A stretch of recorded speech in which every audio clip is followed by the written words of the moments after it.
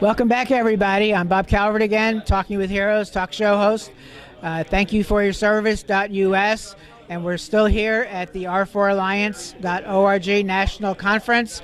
And we're here with one of the speakers today, who I had the honor to actually do an audio program with, like it was November or something? November. Yeah, a while back. And we're meeting first time in person. Matthew Staton, he is staff assistant to the Secretary of the Army, Program Support Specialist, Wounded Warrior, and a veteran himself. So welcome to the program. And if you could just talk a little bit about your service and what led you to do what you're doing now. Okay. I'm a Virginia native, born and bred, raised there, grew up, graduated from the Virginia Military Institute, took a little bit harder route, decided to enlist instead of becoming an officer. Enlisted. Went over to Vicenza, Italy with my first unit. There through 9/11 in Europe. A unique experience being overseas while 9/11 occurred, and then coming home to the aftermath several months later. Through that, I went back through OCS and IOBC to become an officer, become that second lieutenant. And for that, I was able to land with my first unit in Balad, Iraq as a brand new second lieutenant with 3rd Brigade, 4th ID, and the Mighty 1-8 Infantry. And there I was, a soldier. I was an infantryman. I had grew up on the enlisted side and then became an officer, so my guys loved it. But I also got some of the tougher missions within our unit. With that, I was constantly on the go. Didn't really get a lot of downtime. And on January 29th, months before I'd been in multiple ID blasts, multiple firefights, didn't think anything of it. I was like, hey, I'm playing Superman here. And as we're going through it, that night we're in an ambush. The guys were set up because we had reports that insurgents were shooting RPGs at our Chinook helicopters going into Balad Airfield. And as we set up this ambush, we had our Bradleys out on the hardball 1,500 meters away, myself and 2 squads in a L-shaped ambush. And we had 2 Iraqis walk up on our position. They didn't even know one of my guys was right next to them on Canal Berm. And so myself and the team leader walk out to give him support and see what these 2 guys are doing. And with that, hit him with a tac light, was a very high-powered flashlight, gave it to the Iraqi commands to get down, the Arabic commands. And as they were getting down or doing whatever they were doing, they both reached on their backs, and they both had AK-47s strapped to their backs, but little cotton jackets over top of it, so we didn't see the weapons. And with that, they did the old spray and pray method. They just shot because I had hit them with that tac light, that flashlight.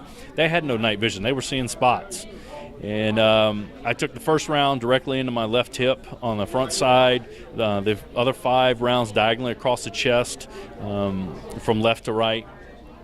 And I took another 6 steps. I was returning fire at them as they were retreating. And my leg kept getting heavier and heavier. And finally, after that 6th step, I fell into a mud puddle. I rolled over, and I'm like, why is my leg hurting? Because, like I said, this wasn't my first rodeo with this. I had been in 9 close-range firefights like that before. Used to rocks kicking up and hitting me. Reached down, touched my groin area, and I felt blood come through the leather on my Nomex glove. And with that, I realized, okay, I think I've been hit. And the old running joke is you get hurt, and then you go and you check your manhood, because you got to make sure you got all your parts. Everybody kind of jokes. They're like, what? I was like, don't know why, just did it. But it's one of those comical things. In a situation like that, I'm worried to make sure I've got all my appendages and not really worried about that I'm bleeding. So I come back. I'm evac to Balad Airfield. I'm then moved to Baghdad to catch the first flight to Landstuhl, Germany. And with that, I spent 10 plus days in Landstuhl recovering, a couple surgeries there, then was evac stateside. Spent some time recovering, roughly 120 days to learn how to walk again. 3 years later, I medically retired out of the Army. During that 3-year period, I was also a battalion rear detachment commander during the 2005-2006 deployment. So now I'm medically retiring, I'm getting out of the military, and I'm moving back to Northern Virginia. Well, I got an exceptional offer. I got asked to be the staff assistant to the Secretary of the Army in my current role, and that's to help veterans navigate the system, help the Army make changes, but provide that real insight to our Army leaders on what we go through, what our families go through, and how to effectively make change. I've been doing that for the last 9+ years. Yes, our conflicts have dwindled down in size. Our numbers deployed are not as great as they were at one time. Our numbers of catastrophic wounded are nowhere near what they were in the height of the conflicts, which is a good thing. That's phenomenal, but at the same time, our medical system is phenomenal. Like, I still have my leg. In 2011, I was able to get a phenomenal surgery from a teaching specialist, and he was able to get through and fix that leg and really get me back up and running and back out there. And for now, I've been able to get my Professional Ski Instructor of America.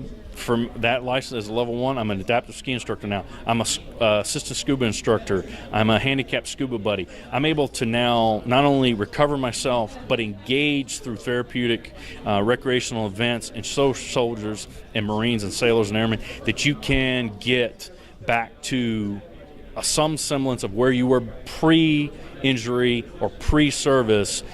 Yes, I'm not going to get back there fully. No one ever will. We grow, we change, and with that, it's just that feeling of greatness inside that I get when I'm able to help a soldier realize there's things he can now do.